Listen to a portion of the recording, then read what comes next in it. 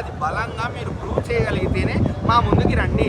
నాగబంధం అనేది చాలా vast concept. బేసిక్గా మీకు అనంత పద్మనాభ స్వామి టెంపుల్, ఆ డోర్ల వెనక రహస్యము, ఎన్ని డోర్లు తెరిచారు, ఎందుకు ఆగిపోయారు అక్కడ, అట్లీస్ట్ వీళ్ళు ట్రూ స్టోరీ ఎక్స్ప్లోర్ చేయలేరు ఎవరు. అఫ్కోర్స్ నేను ఒప్పుకుంటా, ట్రూ స్టోరీని ఎవరు ఎక్స్ప్లోర్ చేయలేరు. అట్లీస్ట్ ఫిక్షన్ని యూజ్ చేసుకొని కొంచెం మనకి ఏదైనా కళ్ళకి కళ్ళు తిప్పుకోకుండా చూసుకోగలిగేలా ఏదైనా మంచి సినిమా అందిస్తారు అనుకున్న అంత మంచి కాన్సెప్ట్ని వాడుకొని. But no, they gave us absolute nonsense అంతే. అక్కడ లాస్ట్లో క్లైమాక్స్లో నాగబంధం 2 అని పడంగానే నేను ఇంకా నా పేషెన్స్ అయిపోయింది. అక్కడికే ఫస్ట్ హాఫ్కే పేషెన్స్ అయిపోయింది జనాలు లిటరల్లీ పడుకుంటున్నారు. అన్న విఎఫ్ఎక్స్ నేను ఏఐ వాడుకొని ఇంకా చేస్తామన్నా, జనాలు ఇంకా ఏఐని వాడుకొని చాలా బాగా చేస్తున్నారు. మీకు ఏఐ షాట్లు కూడా కనిపిస్తాయి. 100 కోట్ల సినిమా అయితే నాకు అక్కడ కనిపించలేదు. సినిమాలో ఎక్కడ ప్రొడక్షన్ వాల్యూస్ అనేవి నాకు ఎక్కడ హై బడ్జెట్ ఉన్న సినిమా లాగైతే నాకు ఎక్కడ కనిపించలేదు అన్న. సనాతన ధర్మం గురించి ఎలా చూపెట్టారు?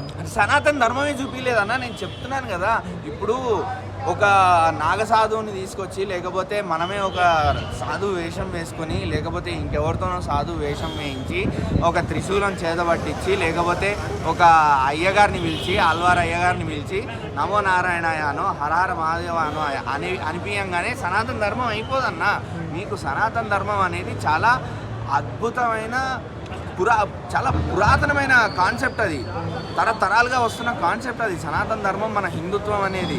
సో మీరు ఇట్లాంటి సినిమాలు తీసి సనాతన ధర్మం విలువ తీయకండి అని చెప్తాను నేనైతే. మాత్రం ఒకటే రిక్వెస్ట్, సో సనాతన ధర్మాన్ని మీరు ఎలా చూపించాలి అంటే ఇలా మాత్రం చూపించకూడదు. ఖచ్చితంగా నేను అది మాత్రం చెప్పగలుగుతాను. ఎందుకు అంటే సినిమా స్టార్ట్ అయింది, హీరో తాలూకా ఫ్యామిలీ గురించి ఎక్స్ప్లోర్ చేస్తున్నారు, స్టోరీ ఏదో చెప్తున్నారు.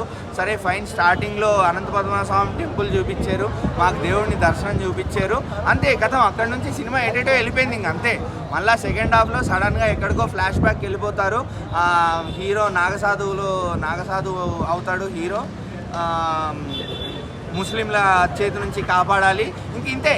ఇదే, ఇంకేం లేదు అక్కడ సనాతన ధర్మం అనేది. అంటే ఒక హనుమాన్, ఒక మావత నరసింహ ఆ రేంజ్లో లేదన్న నాగబంధం అన్న. అసలు కంపేర్ చేయొద్దు. యానిమేటెడ్ మూవీ అయినా అది సనాతన ధర్మం అంటే. అది సనాతన ధర్మం ఎందుకంటున్నాను అంటే, ఇప్పుడు ఆ అవతారం గురించి తెలియని వాళ్ళకి, అవతారం ఎందుకు ఎలా జరిగింది అనేది తెలియని వాళ్ళకి తెలియజేసేలా చేసింది. అది చెప్పింది ఒక స్టోరీని.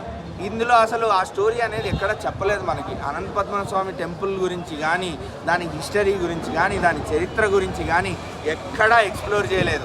అనవసరమైన బ్లడ్ బాత్, అనవసరమైన వైలెన్స్, అనవసరమైన ప్లేసుల్లో రొమాన్స్. మీకు క్లియర్గా కింద లింగాకారం కనిపిస్తూ ఉంటుంది, దాని చుట్టూ అమ్మాయిలతో సరసాలాడతాడు. అవసరమా అవన్నీ? మాకు ఏంటి చెప్పండి. అది అలా ఉంది. మీకు చిన్న ఎగ్జాంపుల్ చెప్పండి, ఇది అంతే. సో ఇలాంటివి చాలా ఉన్నాయి కళాఖండాలు, అద్భుతాలు అందులో. అంటే దైవం పేరు పెట్టుకుంటే కలెక్షన్ కొట్టవచ్చు అనుకుంటున్నాను. అదే అనుకుంటున్నారన్న. నేను అందుకే చెప్పాను, ఫస్ట్ పాయింట్ అదే నాది డైరెక్టర్లకి. మీరు దైవాన్ని వాడుకొని, హిందుత్వం మీద నమ్మకాన్ని వాడుకొని, సనాతన ధర్మం అనే ఒక లైన్ని వాడుకొని, ట్యాగ్ లైన్ని వాడుకొని, హరహర మహాదేవ అనో, త్రిశూలాన్నో, లేకపోతే నమో నారాయణయో అనే స్లోగన్స్ని వాడుకొని సినిమాలు తీయడం ఆపండి. అలా తీస్తే సినిమాలు హిట్ అయిపోవు, కలెక్షన్స్ వచ్చేవు. సినిమా బాగుండాలి, దమ్ము ఉండాలి ఫస్ట్ సినిమాలో.